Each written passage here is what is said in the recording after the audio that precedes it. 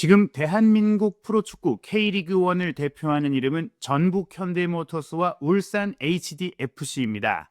이 두 팀이 계속해서 K리그1의 우승 경쟁을 하고 있는데요. 지난 2025 시즌 우승은 전북 현대가 차지했죠. 전북 현대는 K리그의 절대 강자로 군림해 오다가 갑작스러운 추락으로 2024 시즌에는 2부 리그 강등 위기까지 겪었고, 그랬다가 또 1년 만에 K리그1 우승을 차지하게 되는 롤러코스터를 탔는데요.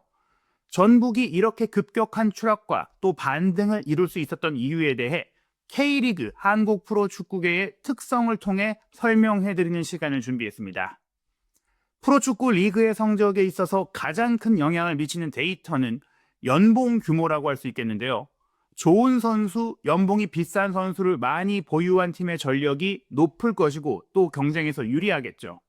하지만 여기에는 선수의 연봉에 따른 실력 편차가 실제로 어느 정도 나느냐, 그리고 선수들의 역량을 극대화할 수 있는 감독의 능력에 있어서 어느 정도 유의미한 차이가 나느냐 역시 중요합니다. 저는 개인적으로 한국 축구 그리고 K리그의 가장 큰 숙제가 축구 지도자들의 질적인 향상 문제, 전술적인 다양성의 문제에 있다고 생각을 합니다. 그리고 K리그 우승이라는 성과에 있어서 가장 큰 영향을 미치는 요인은 바로 이 감독의 능력에 있다고 생각을 하는데요. 최근 전북 현대의 급등락 그리고 울산의 등락도 이를 입증하는 중요한 사례라고 할 수 있습니다. 결론부터 말씀드리면 울산 HD의 연속 우승 행진은 대한축구협회가 위르겐 클린스만 감독을 경질한 이후 울산을 지휘하던 홍명보 감독을 선임하면서 멈췄어요. 그리고 그 시점에 전북 현대는 홍명보 감독을 선임하면서 대한민국 축구대표팀의 감독직 후보에서 최종 선택을 받지 못한 구스타보 포옙 감독을 선임해 K리그 챔피언 자리를 탈환하게 된 것입니다.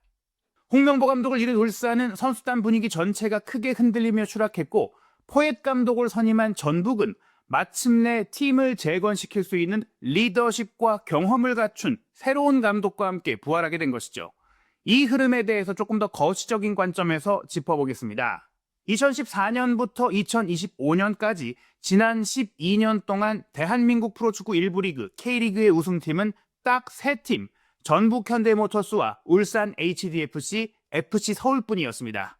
이 중 FC 서울의 우승은 2016 시즌 한 차례뿐이었고 11년 중 8번을 전북 현대가 우승하면서 K리그의 절대적인 강자로 군림했습니다.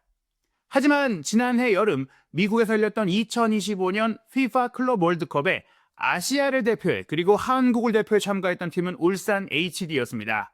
지난 몇 년 동안 한국 프로축구에 관심을 가져왔던 분들은 울산을 대한민국의 최강팀으로 인식하고 계실 텐데요. 그 이유는 2022년부터 2024년까지 울산이 K리그1에서 내리 3시즌 연속 우승을 차지하며 왕조 체제를 구축했기 때문입니다. 이 시기에 울산은 대한민국의 국가대표급 선수들 그리고 K리그 최고의 선수들을 끌어모으면서 2005년 이후 오랫동안 이루지 못했던 K리그 챔피언 타이틀을 되찾는 데 성공했죠. 울산이 2022년 다시 K리그 우승을 차지하기까지 무려 17년의 시간을 기다려야 하긴 했지만, 그래도 그 사이에도 꾸준히 K리그를 대표하는 명문 클럽이자 우승권 팀으로 군림해 오긴 했습니다. 다만 승부처에서 번번이 우승을 놓친 준우승팀이라는 이미지가 강했는데요. 울산은 1996년과 2005년 총 2회 우승을 이룬 이후에 2011년과 2013년에 준우승을 했고, 무엇보다 2019년부터 2021년까지 3시즌 연속 준우승을 기록하면서 역대 5번이나 K리그 준우승을 기록한 우승을 눈앞에서 놓친 역사가 가장 많은 팀입니다. 전북 현대는 사실 K리그 역사의 초창기에는 강팀이 아니었습니다.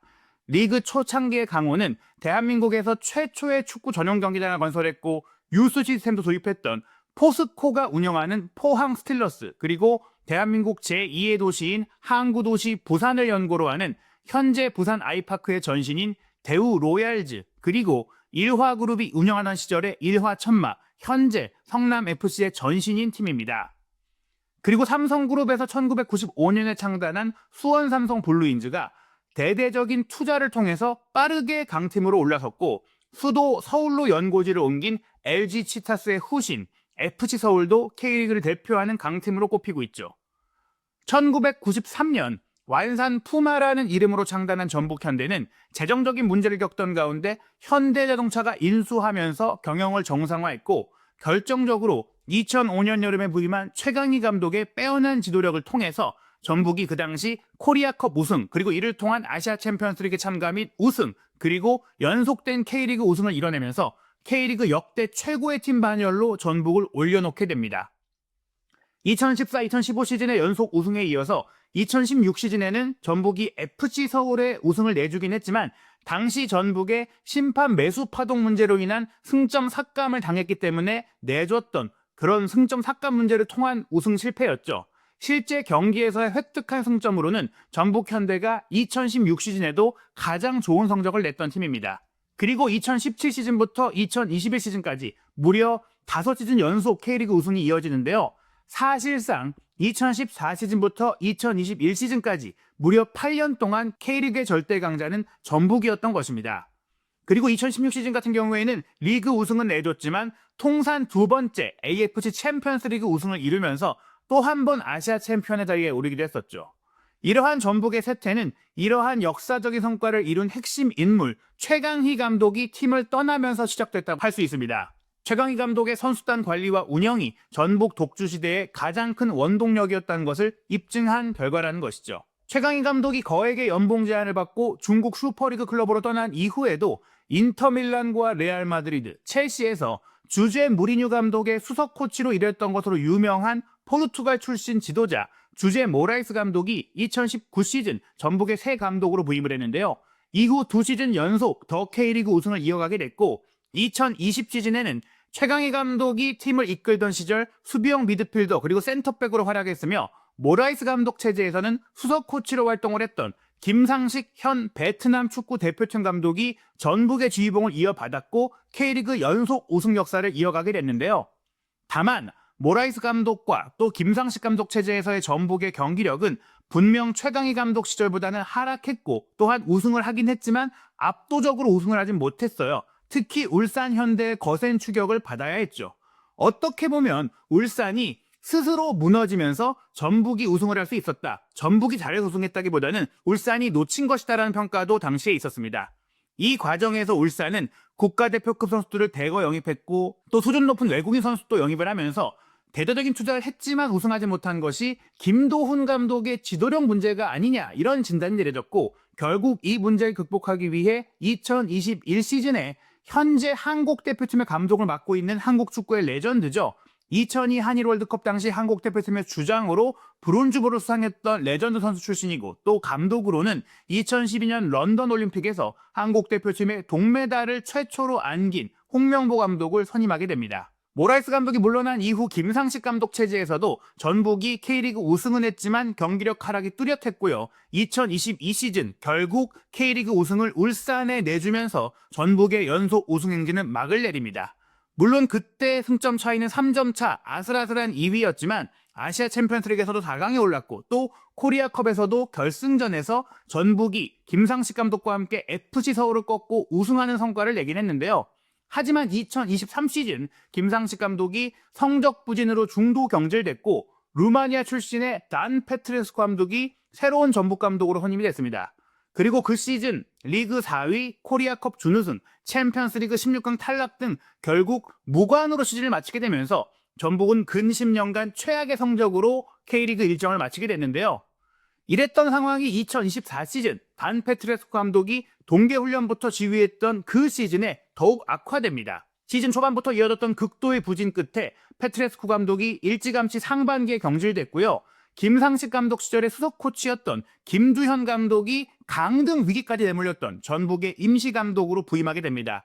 하지만 그럼에도 결국 K리그 10이라는 충격적인 부진 속에 2부 리그에서 플레이오프를 돌파하고 올라온 서울 이랜드와 K리그 승강 플레이오프, 1부 리그와 2부 리그 팀 간의 맞대결을 치른 끝에 전북이 천신만고 끝에 2부 리그 강등을 피하고 1부 리그 장을 성공하게 된 것입니다. 이렇게 3년 사이에 극심한 추락을 겪은 전북은 2025 시즌에 반등을 이루기 위해 우루과이 레전드이자 또 썬덜랜드의 감독으로 프리미어리그 무대를 경험한 바 있는 구스타보 포옟을 감독으로 선임합니다. 포옟 감독은 클린스만 감독을 경질한 대한축구협회가 최종 후보 리스트까지 올렸고 감독 면접까지 진행했던 인물인데요. 결국 이 포엣 감독이 대한축구협회 선택을 받지 못한 가운데 전북현대가 포엣 감독에게 제안을 하게 됐고 선임을 했습니다. 포엣 감독이 사실 리즈 유나이티드와 토트넘 허스퍼의 어시스턴트 코치를 거쳐서 브라이튼 앤 호브 알비온과 썬더랜드의 감독, 그리고 그리스의 명문팀이죠. AEK 아테네, 또 스페인의 레알 베티스 등을 지휘했을 때가 지도자로서는 커리어의 고점이라고 할 수 있는데요. 이후 중국 슈퍼리그의 상하이 선화, 프랑스 리그앙의 지롱댕드 보르도드를 맡았지만 성적이 좋지는 않았습니다. 또 칠레의 명문팀인 우니베르시타드를 거쳐서 2022년부터 2024년까지는 그리스 대표팀 감독을 맡았지만 역시나 크게 인상적인 성과를 내지 못한 채 야인 생활을 하다가 K리그에 오게 된 것입니다. 그리고 포엣 감독은 전술적으로 그리고 선수 운영적으로 경기 중에 대응 전략 등에 있어서 모두 매우 노련한 모습을 보이면서 오히려 조금 우려하던 시선들을 극복하고 전북현대를 2025 시즌 압도적인 K리그1의 우승팀으로 이끌었고 코리아컵 우승까지, 한국의 FA컵 우승까지 더블 우승을 달성하면서 부임 시즌에 최고의 성적을 냈습니다. 물론 시즌 막판에 자주 이어졌던 한국 심판들과의 마찰, 그리고 이 과정에서 포엣의 오른팔이라고 할 수 있는 어시스턴트 코치 마우리시오 타리코 코치가 인종차별로 징계를 받게 되는 논란이 있었고, 또 포엣 감독도 자신의 손자가 태어났기 때문에 손자와 함께 시간을 보내고 싶다라는 개인적인 이유 속에서 K리그 첫 시즌, 전북에서의 첫 시즌 큰 성과를 내고도 구단과 상호 합의하에 계약을 해지하고 떠나게 됐는데요. 포엣 감독이 떠난 이후 대한민국 20세 이하 대표팀의 FIFA 20세 이하 월드컵 준우승을 이끌었던 감독, K리그에서는 김천 상무에서 아주 좋은 성과를 낸 정정용 감독 체제로 전북이 2026 시즌에는 어떤 성과를 거둘지, 어떤 성적을 낼지를 보는 것도 흥미로운 관전 포인트가 될 수 있을 것 같습니다. 이 포엣 감독은 어떻게 위기의 전북을 되살릴 수 있었느냐? 전문화된 코칭 스태프를 통해서 체계적인 훈련을 실시했고, 또 젊은 감각을 갖고 있는 전북의 선수들과도 활발하게 소통을 했으며, 무엇보다 매 경기별로 선수 개개인에게 맡겼던 임무, 개인적인 플레이 임무의 결과에 따라서 선발 출전 기회 역시 공정하게 부여한다라는 매우 독특한 포엣 감독만의 문화를 도입했던 것이 전북 선수들의 신뢰를 얻었고 또 동기부여도 크게 높였다고 합니다. 포엣 감독이 유럽에서는 전성기가 지난 감독으로 평가를 받았지만 K리그에서는 포엣이 선수 시절은 물론이고 감독으로도 유럽과 남미에서 쌓아왔던 풍부한 경험과 이론, 그리고 그 자신만의 리더십을 바탕으로 충분히 이 K리그 무대, 아시아 무대에서는 성과를 낼 수 있다는 것을 보여줬고, 무엇보다 전북 선수들에게 있어서 지난 실패한 감독들에게는 없었던 존경심을 끌어냈습니다. 전북처럼 스타 선수들이 모여있는 울산은 한국에서 절대적인 존경을 받아왔던 홍명보 감독이 지휘하던 시절 팀이 하나로 잘 뭉쳤고 전술적으로 뛰어난 팀은 아니었다고 하더라도 규율이 좋은 팀이었기 때문에 K리그 챔피언이 될 수 있었다는 평가가 있는데요. 홍명보 감독의 후임으로 부임했던 김판곤 전 말레이시아 대표팀 감독이나 신태용 전 인도네시아 대표팀 감독은 각기 다른 이유로 울산 선수들과 관계에 있어서 마찰을 빚었고 또 경기력과 성적까지 떨어지면서 불명예스럽게 경질이 됐습니다. 특히 신태용 감독 같은 경우에는 자신이 부임한 이후 플랜 A에서 밀려났던 몇몇 핵심 선수, 베테랑 선수들과의 마찰이 공개적으로까지 드러나면서 울산 구단 사상 최악의 저격 스캔들까지 비화가 됐고 울산의 팀 분위기가 무너지면서 경질이 됐죠. 그리고 울산도 강등권까지 성적이 추락하는 위기를 겪게 됩니다. 이런 상황을 보자면 K리그 내에서도 예산 규모가 작은 광주를 이끌고 일부 리그 승격, 아시아 챔피언스리그 진출, 그리고 챔피언스리그 8강의 성과도 냈고 2025 시즌 같은 경우에는 코리아컵 결승전까지 또 광주를 진출시키면서 아쉽게 준우승의 성적을 낸 이정효 감독의 성공 사례, 그리고 전북이나 울산, 서울 같은 팀도 승강 플레이오프를 겪게 되고 수원 삼성도 2부 리그에 내려가게 되는 이런 급등락이 자주 발생하고 있는 K리그는 결국 선수들의 몸값에 따른 실력 편차보다 어떤 감독이 선수들을 어떻게 잘 발굴하고 발전시키느냐가 성적 그리고 우승에 대해 더 큰 영향을 미친다고 볼 수 있겠습니다. 하지만 여전히 K리그 구단의 운영진은 또 보드진, 프런트는 감독에게 많은 권한을 주는 상황이나 혹은 고액 연봉, 코칭 스태프의 인건비도 많이 들고 한국 체제비까지 내야 하는 그런 비용 부담이 있는 외국인 감독을 선임하는 것을 선호하지 않는 분위기입니다. 그리고 감독의 위상과 또 역할이 커질수록 보드진의 권한과 위세가 약해질 수 있다는 우려가 존재하기 때문에 이런 강력한 감독을 선임하지 않았었는데요. 하지만 전북에 온 포엣 감독의 성공을 통해 이러한 흐름도 바뀌고 있습니다. K리그1 강등 위기를 겪으면서 승강 플레이오프까지 내려갔다가 잔류하게 된 제주 SK 같은 경우에는 한국 대표팀을 4년 동안 이끌었던 파울루 벤투 감독의 수석 코치로 일했던 포르투갈 출신의 세르지오 코스타를 새로운 감독으로 선임을 했고요.